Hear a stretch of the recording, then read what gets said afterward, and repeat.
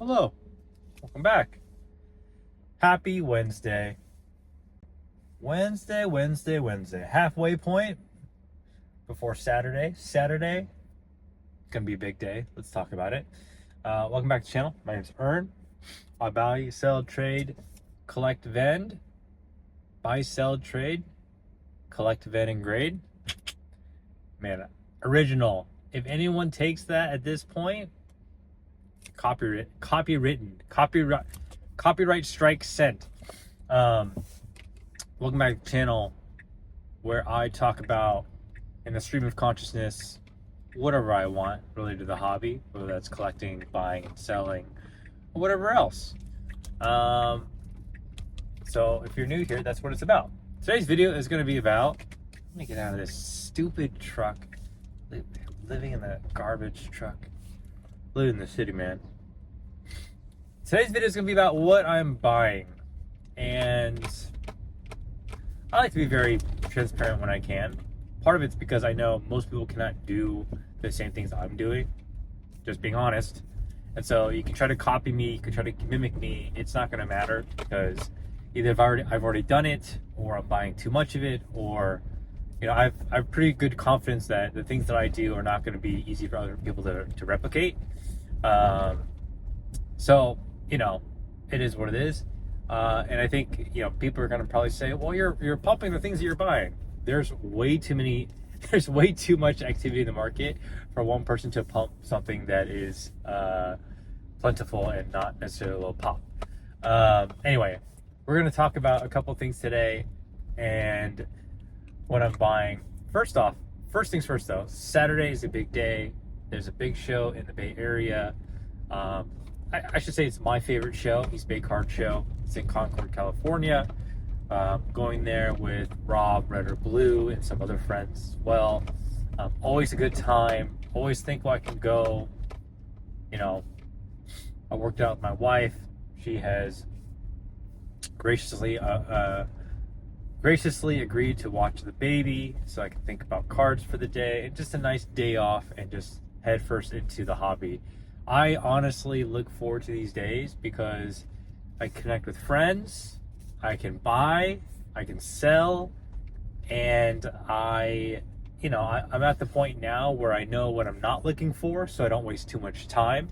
At the same time, I know how to double down and dig into things that potentially could be something that's worth buying or flipping or grading or whatever. And so, I would say I'm not a professional, right?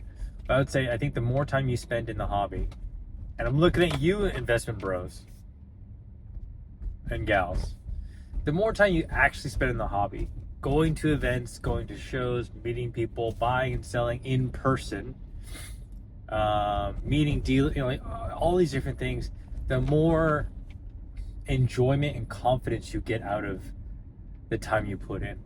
And I think for me, going to a show is like a big reward and a culmination of all the experience and the skill and the work that I've put in, that I can deploy it in a way where it's gonna create more opportunity to grow my collection, grow my Pokeworth.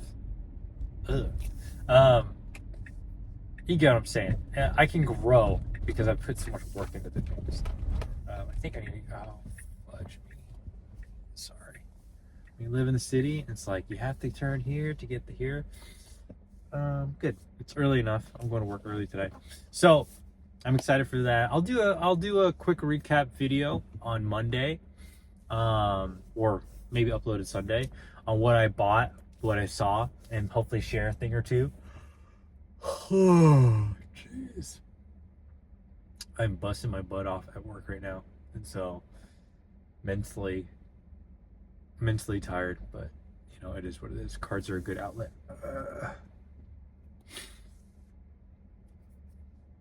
Asian don't raisin. All right, let's talk about today's video. What am I buying and what am I looking into? So I've already talked about 151. I've been buying 151 bundles, buying them for my friend, for a couple of friends actually, friend in Europe, some other friends in the States. That's kind of like a buy and hold, buy and flip scenario. where I'm getting enough to flip, getting enough to hold, and just trying to dollar cost average and get a good price where I can. That's not going to stop. I'm going to keep doing that probably until the end of time. With respect to singles and slabs, so as the usual, fudge, I'm not going to be able to make this turn. Am I? No, I am. Wait, what are these people doing? All of these people are going the same lane to turn left, but there's 2 left turn lanes. Singles and slabs. Let's go through what you already know or already may not know, but I'll just recap you. Pokemon Go Mewtwo V, I'm buying raw and PSA 10s. If you have good centered raw, I will pay a premium. I'll pay up to 10% over market. That's fair, right? Whatever, reach out. If you have a good selection of Mewtwo V from Pokemon Go, let me know. I'm buying those. In a PSA 10, I'm paying up to 90% of market comps, which right now I think is like 160 or 165. Still buying those. My goal is in English to have 50 copies, which effectively is 1% of the population. Right now, I think I have 28, 27? I forget. In Japanese, I just got like 10 back. And so I'm not trying to get too many Japanese ones unless they're really, really cheap. I'm mainly going for English. I'm buying that. Pikachu 020, I've mentioned this an ungodly amount of times at this point. I've been buying them since they were 150, when they were 200, 220, 250. I think they're going for like 400 now, 380 now. And I actually won one in an auction at 280 somehow. And I've said this before, I'll say it again. I believe the heck out of this card. I believe in this card. Artwork, significance. It's not that rare. Top 2200 in a PSA 10. But my buy price for this card is going. Basically, I'm not going to spend more than 400 for this card. I'm not buying like 20 copies tomorrow though. So I'm slowly trying to see where the market goes. It's steadily been going up. And I actually think people are catching on because every time I look at a listing on eBay, it gets snatched up if it's below like 350. So I'm still buying that. On the higher end, I'm willing to share this. Pikachu Level X. It's a Diamond and Pearl promo, an exclusive card in Japanese only. Let me show a picture of it on screen. Beautiful card. I honestly am kicking myself because I wish I would have bought more when they were like $500 last year. They're now going for, I think the lowest listing is 12 for 1300. And you know, I mentioned this in my previous video with Sun and Moon promos, right? There are times where you may feel like things feel so obvious, but the market is not. You can't wait for the market to like prove that out for you. And so you have to just make a pass. You have to pass. And you can't hold out forever, hoping that the market's gonna eventually catch on to this card that you really believe in. It's kind of a losing battle because you could be waiting years, forever, right? One example of this is like Japanese vintage, Japanese base. For years, I think there are people who believe that it is going to be an amazing buy and hold. Japanese base has not really done that much in the last 4 or 5 years. I think maybe up 10 or 20% in total for some of the PSA 10s. It as of late, Dark Charizard, Gengar from Neo Destiny. There's select ones that are starting to show significant growth, but across the board, Japanese vintage is not doing well, right? So if you bought this years ago and you're holding out and you're just kind of waiting like, oh yeah, of course it's going to do well. This is a dangerous game to play. With Pikachu Level X, I would say hindsight's 2020. I wish I had that. Or I wish I had foresight, rather. This card is very significant in that the Level X era is not that popular compared to most other eras. And in Japanese, most of the cards are not valued that high. I think the most expensive card outside of this card is the Rayquaza Level X, which now is like 700 or 800 bucks. So this card has significance. It's the only Pikachu Level X that exists. It's Japanese exclusive. It's a promo. Well, it's like in a mini set. It's not necessarily a promo. Wait, actually, I think, never mind. Don't forget what I just said. I forget these things. Beautiful card, sparkly edges, just an all-around unique card. But it sat there at 500 or 600 for the last 3 or 4 years. 3 or 4 years, right? And as of late, it has almost doubled in price in the last like 3 or 6 months. So I figured I would get ahead of it because I see this card pushing, based on what's available on the market and how fast it's growing, easily for me, $2,000 card.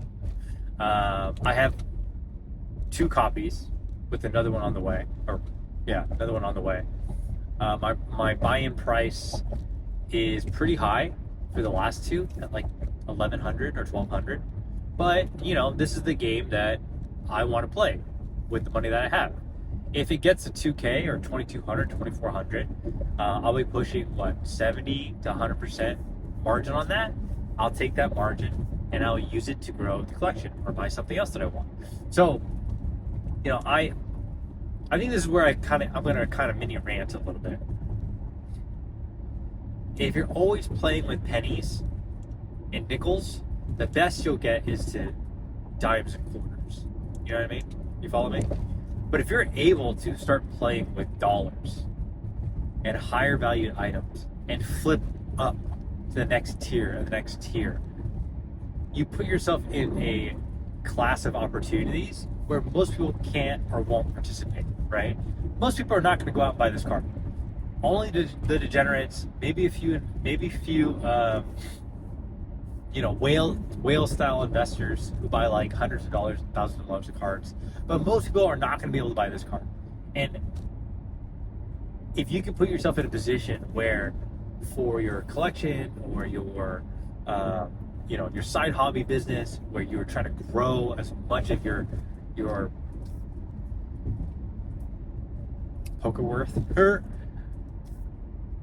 Pokemon value as fast as possible,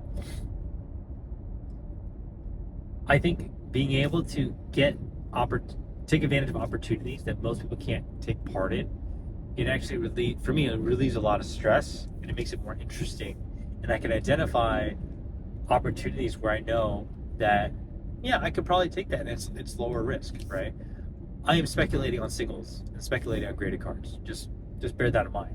I am absolutely making sure that I am spending my money in a way that is speculative. And for a lot of people, they don't like that. You want something more guaranteed. You want something more, with higher sell-through, proven. I think I'm at the point now where I recognize what's going on in the market, and everything that has checked the boxes, from promos to gold stars to exclusives to whatever, they've all basically, their destiny has been fate has arrived, or destiny has arrived, and they have fulfilled what they have set out to do, right? And I look at gold stars, for example. I just saw from Z&G that he sold a 7.5 BGS Rayquaza Gold Star in English. I didn't look at the cert, but I'm fairly confident it's the one that I auctioned with Z&G and sold at 4,400 or 4,300, and this is in February. I'm fairly confident. I made like 18% margin on that card.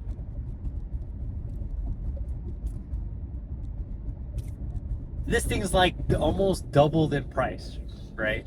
Anyway, that's one of my misses, but you can't really predict these things.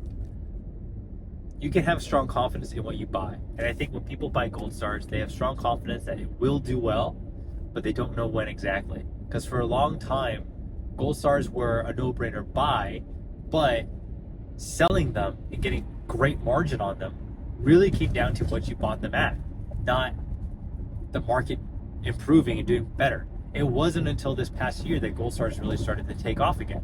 So anyway, I digress. Pikachu Level X, it's from Advent of Arceus promo. I forget. I have a picture. I probably showed it on the screen somewhere. Beautiful card. I'll probably buy a couple more below the probably $1,400 price point, and I'll aim to sell and get at least 30% margin, 40% margin, and I might actually end up keeping another one. I already had one in the collection inventory, and maybe hold on to it. So that's the third thing I'm buying that new that I haven't talked about.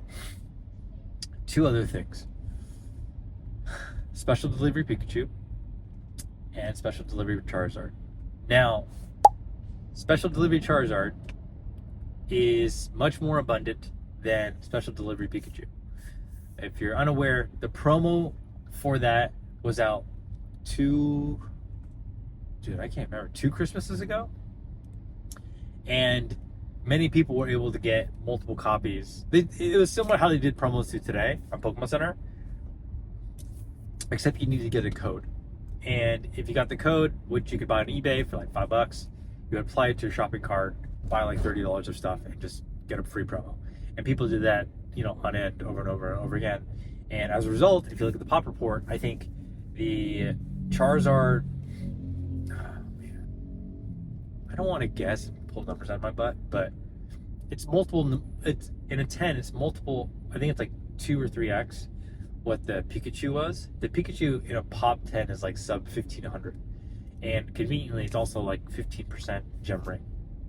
So between the two, I've been eyeballing and checking the existing market prices, and the Pikachu, I honestly think, it's just me, and it sounds crazy because it's going for like $800 or $900. I still think it has room to grow.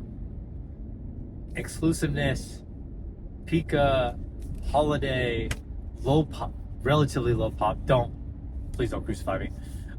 Low gem rate. It has all the makings of a card that, for me, buying like 2 or 3 copies to speculate on because it has room to grow, I'm comfortable with that. In worst case scenario, I break even, maybe lose 5 or 10%. I'm okay with that, right? But there's this point where when the market is so hot, I think what it unlocks is more possibilities and more opportunities to look at. And I believe in both cards, so I've been buying a couple of both. I only have three or four of the special delivery Pikas on the way. The Charizard I actually haven't pulled the trigger on yet because I'm waiting for it to flatline in price. That's the fourth thing. The fifth thing, this is a broad bucket, but we're going to talk about it. Sun and Moon Japanese GX Hyper Rares, also known as Rainbow cards. Now, let me give a brief history lesson. The pop reports for a lot of Sun and Moon cards is far less than it is for English cards. I have my theories. I'm not going to say I know exactly why, but I think a lot of it was because when Sun and Moon was out, grading in Japan and grading Japanese cards wasn't really as popular. And I think that there are many more loose Sun and Moon raw cards out there because that era just didn't have a lot of grading. And so that's my working theory that also backs why I can still find a lot of these cards in good condition. And the other thing you'll find about Sun and Moon cards, when you look at the pop reports and you look online, is if you bought Sun and Moon cards, you'll know they grade better. They come out, they look better, centering, they're mint in a lot of cases. Not always, right? It's not as good as Sword and Shield, but Sun and Moon cards in Japanese over English, leagues ahead. It's like a whole different facility, whole different print quality. And I see what's going on in English tag team, English hyper rares, and I see potential opportunity in Sun and Moon Japanese. Now, disclaimer: these cards have not done well over the long term, over the last 3 or 4 years. They have been pretty stagnant. And maybe it's because the people who like Japanese these days, who are from America and English-speaking countries, they don't like that era. Maybe it's because people don't know about them. Maybe it's because, I don't know, there's just not demand there. Who knows, right? But these buys for me are part speculation and part I'm placing a bet that these are going to be the next group of things that will increase in price. And they might not go up 2, 3, 4x, but 30 to 50% margin growth, whatever it is, I see that to be very, very possible. Some of the cards I've been looking at, again, I'll share it fully.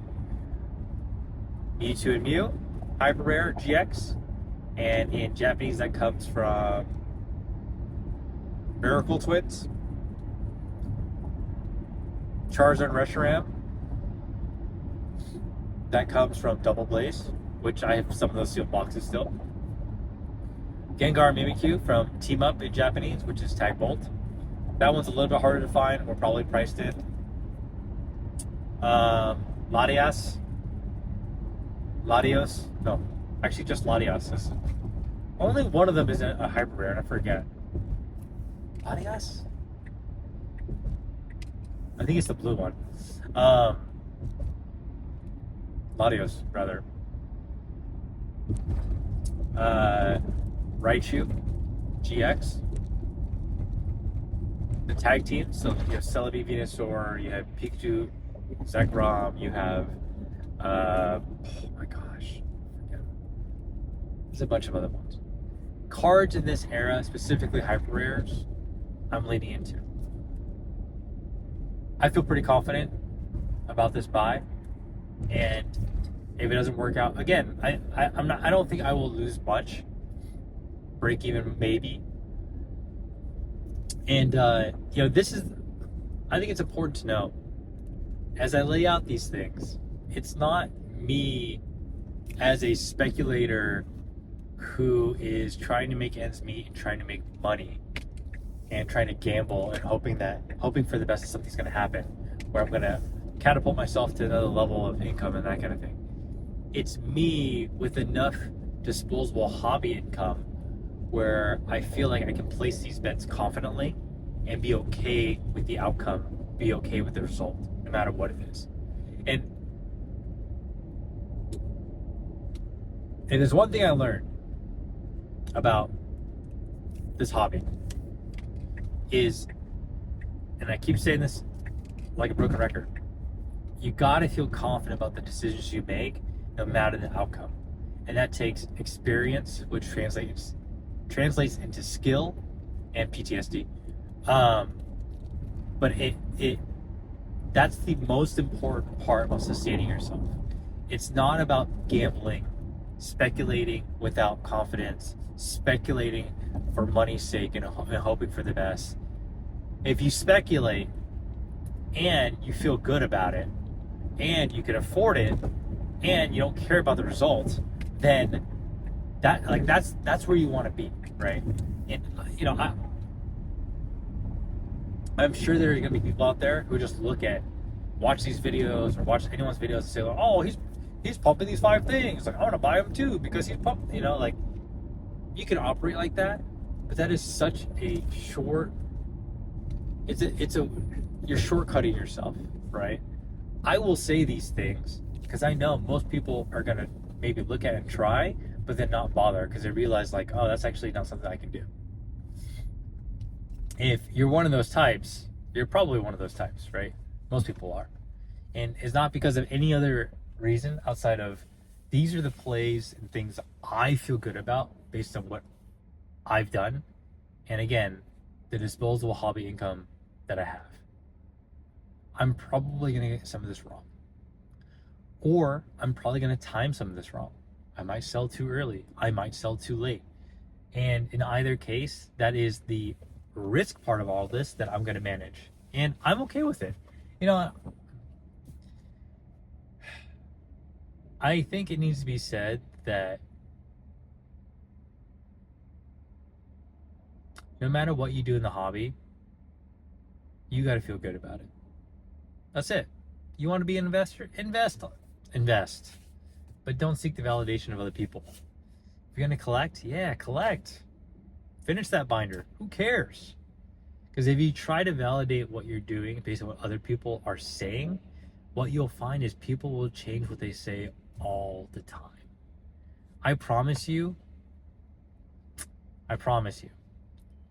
there's not going to be another video out there where someone says they're going to buy 2 of the 5 same things I just mentioned in the last 3 months. This is my own take, my own opinion. This is what I'm going to do. I don't care what you say. I don't care what you do. It doesn't matter to me. I don't care if you're going to copy me. It doesn't matter because I know how I'm going to do it. I know why I'm going to do it. I know when I'm going to get in, and I know under what circumstances I'm going to get out, and that's me. You know? So, anyway, that's all I got for you guys. 5 things that I'm buying. Hopefully it's interesting. Hopefully you learned something. And I'll be here. I will report back in the next 3 or 6 months how some of this goes, what I trade this stuff into for my collection, what I trade this stuff into for, cash money to further grow my business. We'll see. But that's all I got for you guys today. If you like this video, don't forget to leave a comment and a like. And that's all I got for you. So I will catch you guys in the next one. Peace.